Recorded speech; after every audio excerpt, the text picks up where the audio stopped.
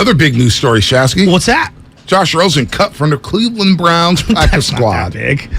I thought you liked that. Get you to laugh a little bit. That is like one of the craziest.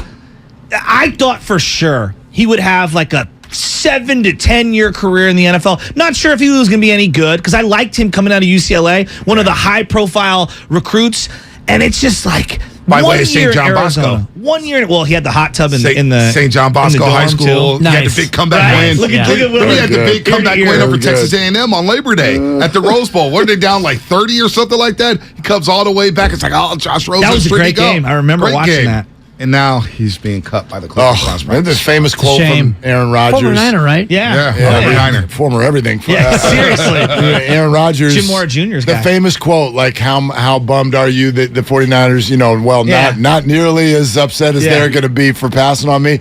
Josh Rosen had that kind of comment light. Wasn't he he was the third or fourth quarterback it was taken Darnold in that draft? Yeah. Josh Allen was in front of him. Yeah, So and Baker, Darnold, Josh Allen, and then Rosen, and then Lamar Jackson at the end. First round. And he was by far and away, apologies even, even Sam Darnold has essentially had a better career than Josh Rosen. And he made some sort of a comment about how. I do remember that. Yeah, like I don't remember the exact quote, but everybody who passed on me is going to regret it.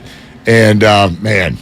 He has been a bust. Yes. He has been a bust. To say it lightly. Well, the only thing that came close in that time, moving off a guy so quick, was when Jimmy Clausen got taken in the high second round by Carolina. I remember and that. they moved off him immediately for Cam Newton the very next year. Yeah. I don't know if you guys remember Jimmy Clausen, but he was supposed to be the golden one. Same thing. Not Sherman Oaks, No, but he played Calabasas. Calabasas. There you Not go. Calabasas High. I'm trying to think of what the high school is out there. It's, not Centennial, not... No. It'll come to me. Don't Google it. I Use your gotta brain, Google it. Was he Bonte. playing Use at the your brain. Home Depot Center, whatever the name of that field was in California? Wasn't he playing with like Will Smith's son or something like that? Or was that Montana's kid? Maybe I'm thinking of Montana. Yeah, you're getting it cross-pollinated. It's cross-pollination sensation. It used to be the StubHub Center. And That's what it was. My old partner, Lo Neal, used to call it the SnubHub Center, which is one of my favorite malaprops from Lo. But that is actually where the scene of my famous one for the thumb gaff. That's where it was. Yeah, that was at the Home Depot.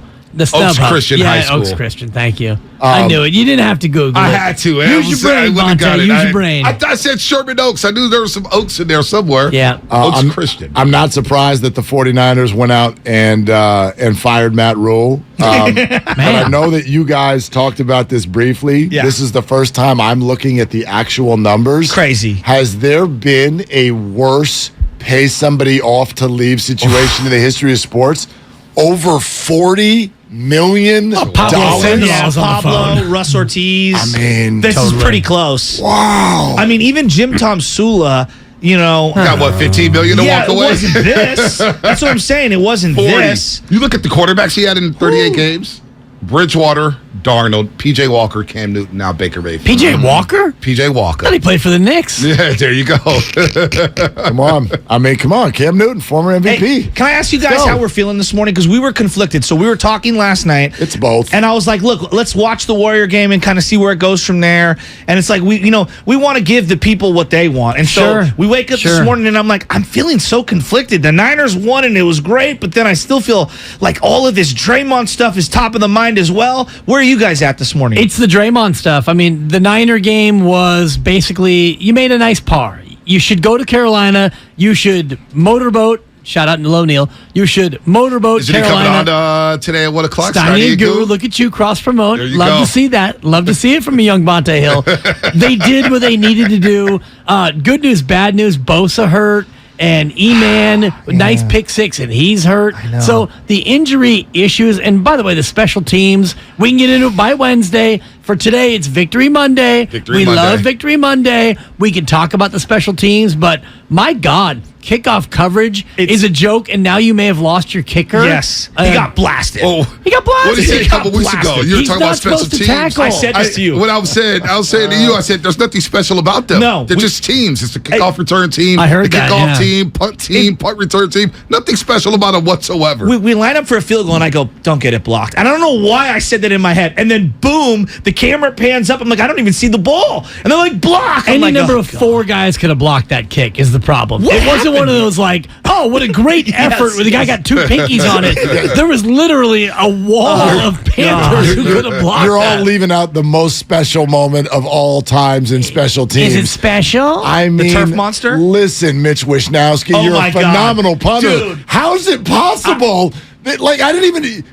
what direction were you even kicking the ball? I don't know. Any one of us could at least sent it in the direction of the goalpost. That was hilarious. Because someone explained to me the kicking thing, because I saw Matt Hegan, the program director, who was tweeting this out, and I agree with him. I've asked and I've long wondered, if roster spots are like gold, okay? I understand at practice you can only do so many things.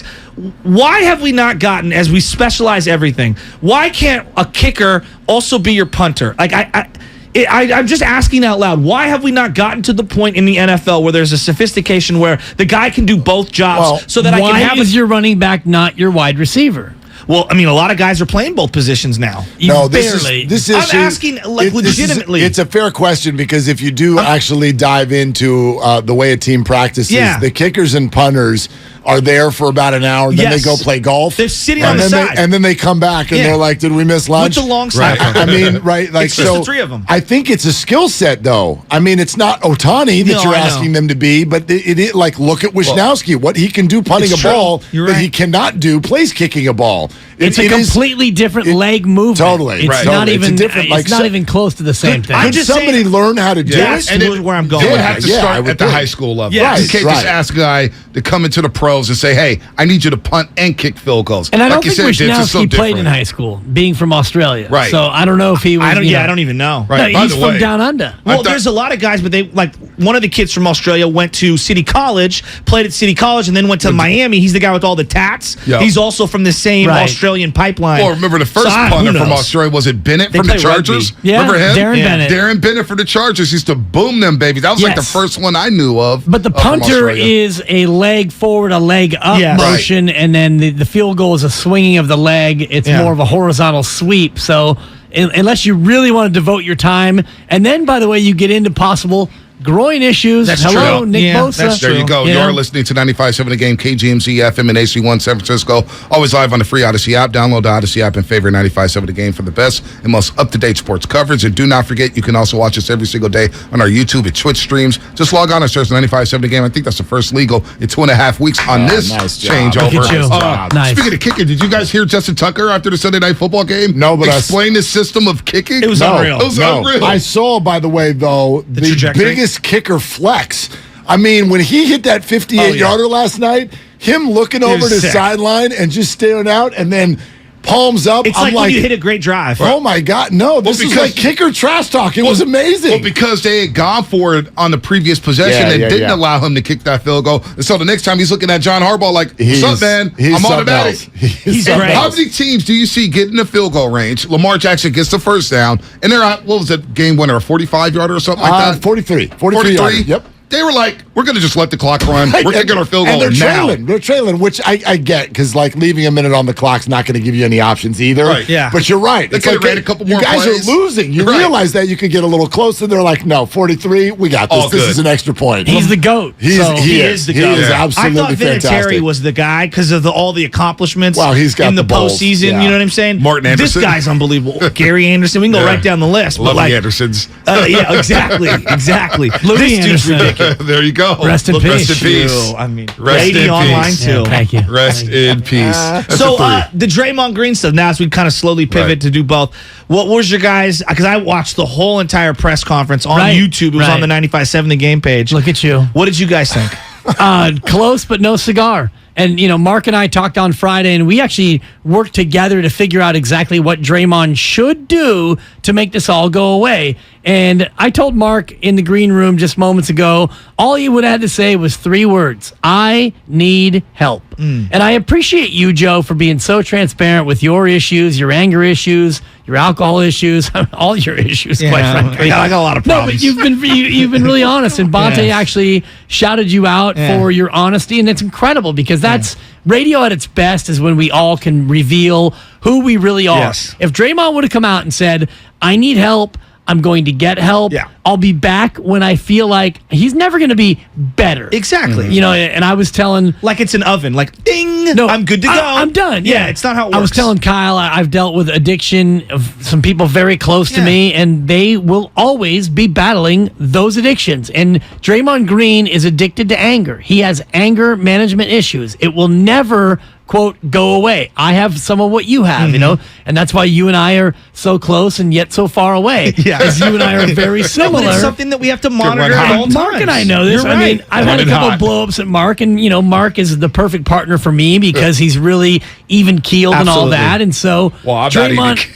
No, we're not even to you yet over here. We're not even to you yet. Wait till we work on the best medicine for Sasky. No. But, I mean, Mark is the best medicine for me because he's, you know, For sure. I've tried to get under his skin for a year. This might be our show anniversary, but Draymond Right, Green... that's tomorrow. Is it? Yeah, tomorrow. Tomorrow's the year. Draymond Green, he will never get over this, but he could have got... I think he haven't could made have it gone yet. a long way. Yeah. Yes. I don't like our chances either with you keep cutting me off. But Sorry. I think Draymond could have gone a long way toward, like, Yes. you know, honestly admitting the help that he needs. He didn't quite go far enough. He's like, I'll be back basically at the end of preseason. I'll be back for ring night. I'm not missing anything, really. Come on, Draymond. Well, and like my bigger takeaway for like the video, because he's obsessed about the leaking of the video. And the organization has every right, as a whole, to be very like disappointed and angry about the video being leaked. But again, I use the analogy of getting arrested and you're the one who's causing these problems and you're mad at the police. It's like, well, as you reflect and go through all of this rehab and everything, you're going to go back and go, oh no, it was actually a blessing in disguise. Well, look, the bottom line is whether they've got a point on the video or not, because obviously that's changed all of their lives and it's changed this whole story. You can't be mad when simply people saw what you did. And to spin this and bring up the fact that there's no audio, as if not only did you see what I did, but you were presented a version of it that made it look worse for me. It's like, what are you saying? Are you saying if there was audio that Jordan Poole would have said something that would make us feel differently about it? So that part I didn't like. I thought Draymond, for the most part, he said what he needed to say. He felt sincere. Right? Like, yeah. But I also think, and I only would have wanted to see this if it was authentic, but what people really would have loved is if he looked really sort of distraught. If Draymond really looked like, damn it, I can't believe I did this kind of a vibe. But that's not him. No. That's not him. And so, look, in the end, he mostly said what he needed to say, but I was much more interested in what everybody else said. Kerr? The fact that Kevon Looney had the courage to come out and say what he said, which is that, yes, Draymond has a long way to go to regain our trust. Mm-hmm. When Steve Kerr was asked, and shout out to the articles from Monty Poole and Marcus Thompson, the writing was just amazing this weekend, but if you saw when Steve Kerr was point blank asked, are there trust issues with the organization? And he paused and goes, no comment. I thought that was the most powerful. Yeah. So powerful. All I needed to know with how upset this organization is with him, I think we're going to get to the point, they're maybe not there yet, but I think they're going to get to the point where, A, this was really bad and they're very upset, and that's one side. But the second side is Draymond Green low-key just did the Warriors a big favor. Because for the last 6 months, we've been talking about, okay, if this group of four, Andrew and Jordan and Draymond and Klay, who gets to stay because you can't all stay? Well, we just got our answer. That's a good point. I really think any extension of any form, if you ask the Warriors right now, it can change. But any extension is off the table. I heard what Steve Kerr said last night after the game. He said, it's good to see Jordan Poole play like that. Yep. Because he's somebody we're going to have to rely on for many years to come. That was big. All right? That was big. For them to say it publicly, that's big. Agreed. He's telling you. Agreed. How about Kevon Looney? Kevon Looney basically saying that, hey, I haven't talked to Draymond yet. I want to talk to him one-on-one, but he's got to earn our trust back. To hear Looney say that, it was like, whoa, okay, there we go. Now, where do we go from here? I do think, me personally, I watched the whole Draymond thing live, listened to it again. I do believe he was remorseful. Now, choice of words, you could nitpick on that and pick and choose. Some of those words, I was like, maybe you need to say that. But I do believe Draymond knows that he screwed this up. Right. And that staying away for a few days or weeks, whatever it is, Draymond does know that, man, And when I watched the video back 15 times, I'm thinking to myself, man, his mama's got to see this. His family's got to see that. To have that perspective, I was proud of Draymond of at least pointing that out, saying, yeah, this is not a good one. I was kind of proud of him, too, but at the same time, I thought about in terms of his mom, and we all know his mom, and I thought about it in the reverse. If Jordan Poole would have knocked the taste out of Draymond's mouth, what would Mary Babers Green do? Whoa. She would drive to Jordan Poole's house. And go punch up on him. Exactly. So, at the same time, what is Draymond Green going to do for Jordan Poole's parents? Because Draymond actually mentioned it in the presser. It's going to be ring night, and they're all going to be there. Jordan's family's going to be there. Does Draymond Green have the maturity to go to Jordan Poole's family? And this is none of my business, but I wonder if Draymond is going to make good with what he's talking about. Because if you're Jordan Poole's family, if you're Jordan Poole's closest friends, and you see this, you're obviously angry at Draymond, but you're embarrassed for Jordan Poole. This is an embarrassing thing to get absolutely pummeled like that by somebody who's supposed to be your big brother. Well, everybody's embarrassed. I think that's why the organization feels the way that even people who had absolutely no hands in this whatsoever. When you look at the last week when Bob Myers and Steve Kerr and Steph Curry all stepped to the podium, they all looked exhausted and embarrassed. Think about this.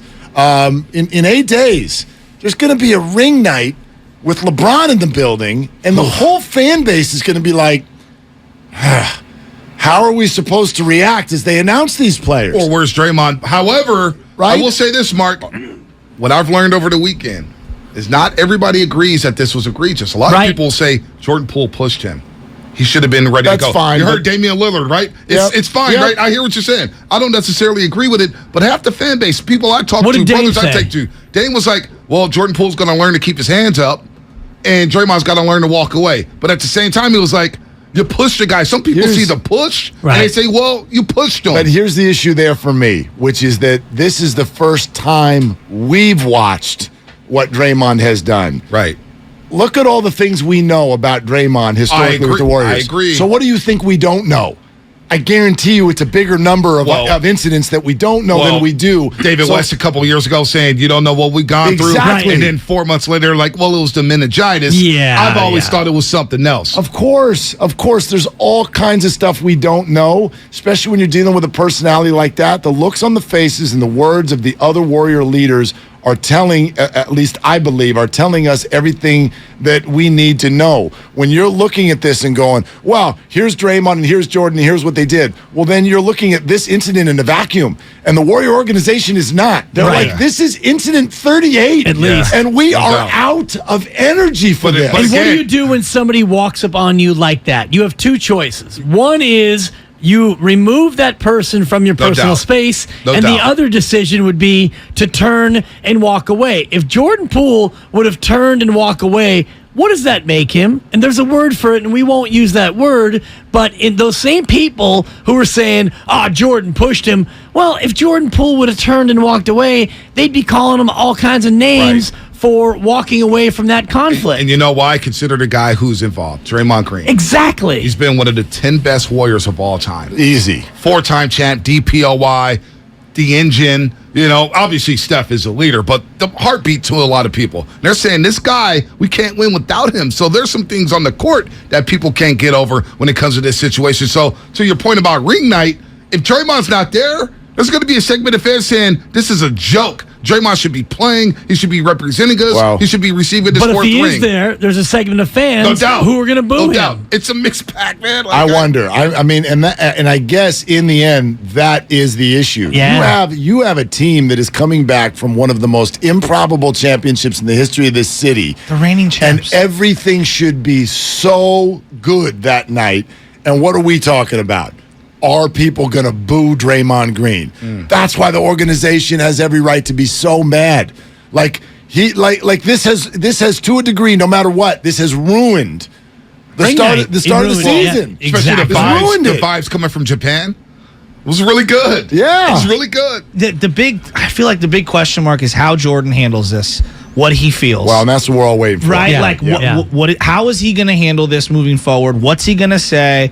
I think he can endear himself. I think he can make the situation better. He could also make it worse. I I have no idea. And I'm not here to tell him what to feel or what to do at all. I don't blame him for going. I know how I would react. Exactly, Dan. And thank you, Joe. I don't think you can fault him no matter how he reacts. Even if he says, like, Draymond's my big brother, exactly. I forgive him. Some people are going to be like, how can you forgive him? Right. And if he says, I'll never talk to Draymond again, some people will say, how can you be so petty? It was just one incident. He can't win, but he also can't lose. And I think Jordan Poole's going to wait for the bag. And it seems like, Bonte, that bag is coming. That bag is coming. Steve Kerr said it. Exactly. We're going to rely on him for many years to come. And you see the way he played yesterday? Well, I mean, listen, this guy has become, you can see it everywhere with the way that they're now not just talking about a potential extension, now the expectation of an extension. Right. You look at guys like Russell Westbrook taking extra time with him on the court yesterday. Like, he has become, especially for someone who, I don't know, 4 days ago was like, boy, he is a brash trash talker. He's the most sympathetic figure in sports right now. You see Kevin Durant tweeting, like, boy, I don't know how many people got that in their bag. Hashtag that boy nice, talking about Jordan Poole. No, He's a nice player. Yeah. And look, Warrior fans are going to be conflicted. You don't win last year's championship without either of them. You don't win it without Draymond Green. I agree. You don't win it without Jordan Poole because he's another creator, shot maker guy who can get to the rim. So the hope is, hey, this blows over, and at least for this year, they're both on the roster. I don't think the Warriors are trading him. I don't know if they should trade him. I don't know. I want to hear from Jordan Poole. I don't know if That's they can. what I wanted. I want to hear from him first. Who's going to acquire him right now? And then the thing buried under everything, which maybe I'm the only one who picked up on this because there's so much.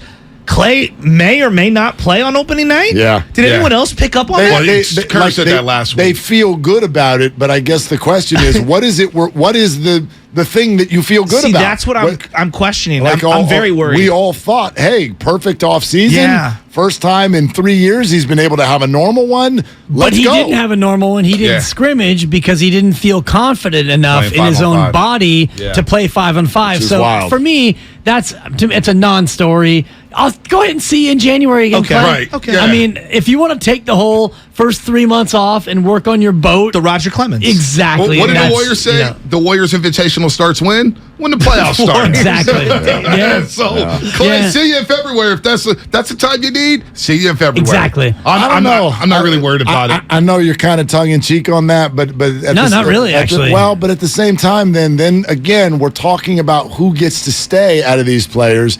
If you're telling me that he moves into his 30s, well, he's not a max player moving forward after this contract. Yeah, that's fine. Yeah, but I mean, if he's a guy who every year is going to show up in January, I don't know. That's not a. It's not great. That's not a. Right. That's not someone you want to build into your future. No, but Klay will never again be an 82 game, 34 minute a night guy. But can he be 70? No one's 70. I don't know. I wouldn't even try to push that. Steph didn't play 70. Draymond didn't play 70. Wiggins played them all. You can do it. Kevon played them all. Yeah. Wiggins played 81, but that's a different calculus. And maybe if they sign Wiggins to a long-term extension and as Moody develops, maybe that role changes over time too. So I hear you on this. I'm looking at all the youngsters and again, I know it's a preseason game. LeBron didn't play. They got a lot of minutes for these youngsters available, and I'm okay with it. Like, there's going to be a lot of fun development and ugly on the fly. Listen, if Klay plays 65 games, I'm good with that. Yeah, I don't need to play 82. How did you guys take this? I know we're all talking about Steve Kerr going, hey, Jordan Poole, going to be a big part of the future. Have you noticed him continue to now start to talk up Jonathan Kuminga? I have. And, Jonathan Kuminga, we're very excited to put him with the starters. And Jonathan Kuminga looks this, and He's taking a leap. Well, that's the Jordan Poole and Draymond Green got nothing to do with one another on a court. Yeah. Jonathan Kuminga and Draymond Green got a lot to do with one another on a court. So, again, it felt like, and some of it's obvious and some of it's not, but it felt to me like they're greasing the wheels to at least have flexibility. If Draymond Green and Jordan Poole cannot get through this, it feels like the organization is starting to build up whatever they need to do to potentially go in another direction. If that's now, a year from now, I don't know. Right. But a year from now, maybe. Right now, Kuminga's not ready for that. Right. That's no knock on him. Talk to me in March. Maybe in March he takes a leap. Maybe he does take a leap in season. I don't know. It's a lot to ask for him. It's a championship team. Steph wants rings. Klay wants rings. You know what I'm saying? We're talking about playing at the highest levels. And the playoffs is grown man ball, as we've seen. 100%. And, why did they beat Boston? In part because they had more experience. Tatum and Brown and Marcus Smart. They weren't quite ready. They didn't have that championship pedigree. No, and they didn't go to all those guys that you saw in the rounds prior. They played Kuminga and Moody.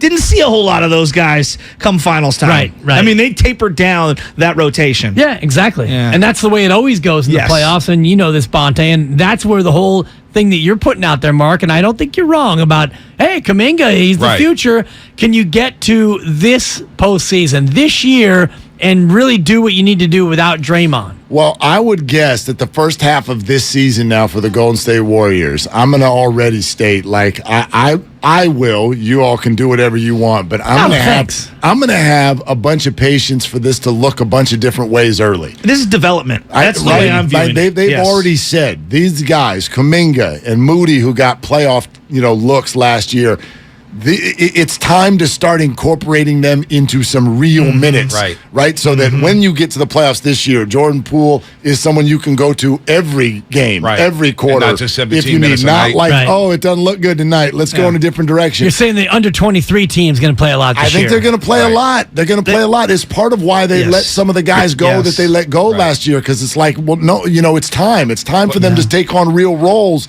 So and if Klay doesn't play right away, also what's going on with Draymond? Right. So I'm not gonna lie, watching that game early on, I was like, I see where you notice Draymond not being there. Yes. Some of the communication defensively, also with Anthony Davis going crazy. Who's Anthony Davis's kryptonite? It's Draymond Green. Right. 100%. He takes those individual matchups. Well, he's and a just lot of destroys players' them. kryptonite. Right, exactly.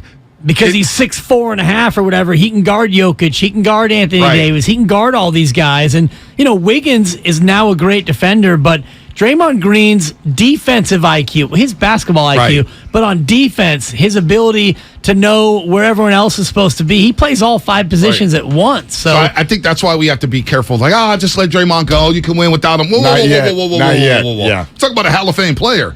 One of the best but I defensive wonder, players. Bonte, what happens in early December where Jonathan Kuminga maybe blows an assignment? Can Draymond Green swivel, turn, and bark him down like he used to? I don't know if he has that same gravitas, as I borrow yet again from Low Neal.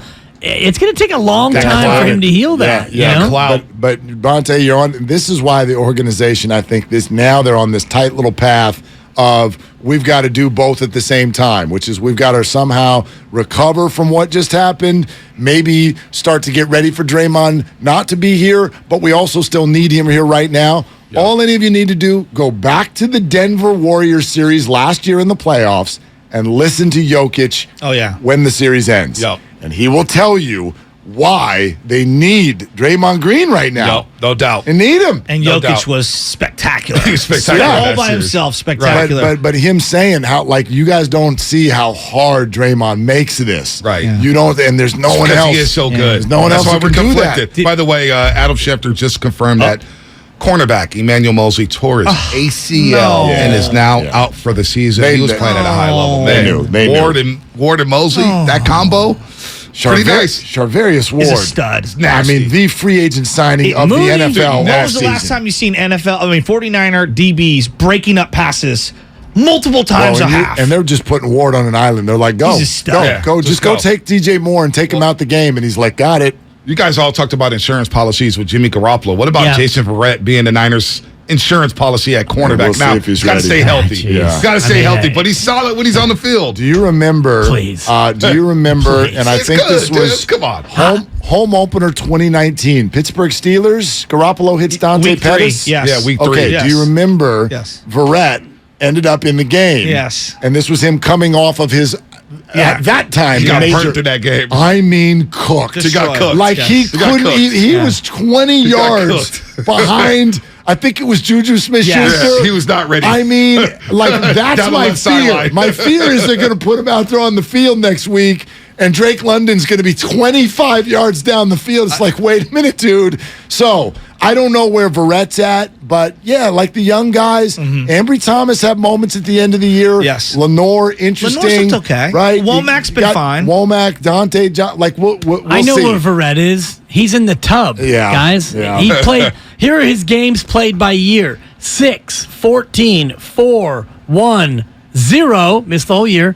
1, 13, 1. Hasn't played this year. The poor guy, Antioch. No, he's from Pittsburgh, right? Pittsburgh, Fairfield. My fault. Yeah, Fairfield, California. Shout out Cordelia. 707. Yeah, exactly. 9-county Bay Area. But the poor guy has been unable to stay healthy. So if that's your insurance policy, you got problems. Hey. I mean, it's problems, but you can do a lot worse. I'm worried about this game. I'm not kidding. The Falcons? Me too. Stop if it. Nick Bosa, He's if out. Nick Bosa does not play in this game, remember the trickle down effect. They got arm. Yeah, exactly. They're out everything. The trickle down Jimmy effect. Ward. If you don't have the great pass rush, what that does to the 49ers secondary, No doubt. and if now the secondary is also compromised, I'm telling you, But man. you've got your beloved Jimmy G. He can spin it. Hey, Arthur Smith and them got robbed yesterday, Come down too. Jimmy's road. I know, Don't come down Jimmy's road today. Jimmy gets Not flowers today. today. Not Jimmy today. gets his flowers. Today. 12 of 24 last 2 weeks You on leave third down. my man alone today. Keep my quarterback out your mouth. Hey, 12 of 24, third downs, 50% last 2 weeks. He for was- Jimmy. He played a really good Not game. bad, He not played a really bad. good game before yesterday. we get out of here, Okay. Bob Nightingale, Trey Turner, and Aaron Stop. Judge. On the taking grace is Bob Nightingale. All right. You two and What's Sam wrong with Lubin, Bob go Nightingale? pod. Yeah. Go What's do your wrong with podcast. Bob What about Nightingale be Bob, swinging and Bonte? missing, man. What about Bob? He's If they swinging and did missing with the best if of they them. did that, Oh, it'd be awesome. just get the statue for Farhan now. Look. Calm down. Here's the thing. I'm You better sorry, get we're one for out of Sandy time. first. Yeah. We're out of time. Monday night Dibs is gonna predictions. slap Monday me. night predictions. Raiders, Chiefs. Chiefs -7. Raiders, take the Raiders and the points. I need Ooh. Carlson to not Give me- do anything, and I need Juju to not do Okay, anything. nobody Your cares boy about the is fantasy sliding. team. Give me the- This is Give me the I Chiefs. might retire. Give me the Chiefs. I beat the Phillies Touch- yesterday, the Frisco Ballers League. Your boys 5-0 in one league, 4-1 in the other. Out of Your bed. boys rolling. Out of We're talking bed. about Monday Night Football. I'm looking for some bets, some props.